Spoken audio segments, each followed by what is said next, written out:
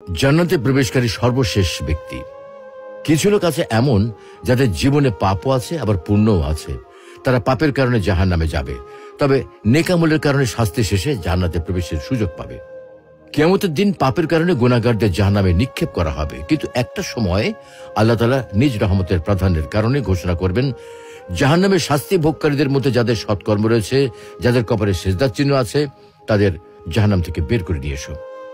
আল্লাহ রাব্বুল আলামিনের এই আদেশ পাওয়া মাত্র ফেরেশতাগণ কিছু মানুষকে জাহান্নাম থেকে বের করে নিয়ে আসবেন, তাদের এক বিশেষ প্রকারের পানি দ্বারা গোসল করাবেন।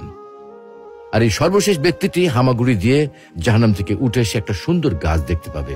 তখন সে ওই গাছটার ছায়ায় বসতে চাইবে, সেখানে একটু পানি পান করতে চাইবে, বলবে এর বেশি কিছু আর চাইব না। একটু পর আরেকটা গাছ দেখবে, সেটা হচ্ছে আর একটু সুন্দর, তখন ওটা ছায়ায় বসতে চাইবে, বলবে শুধু ওইটুকুই চাই, আর কিছু লাগবে না।